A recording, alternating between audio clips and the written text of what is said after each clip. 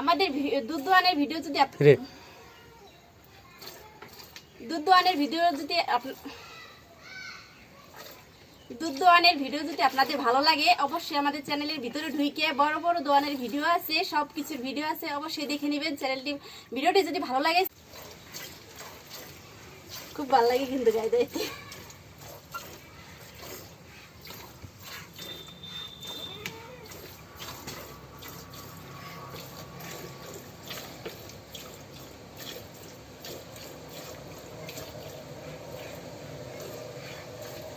এই দাদা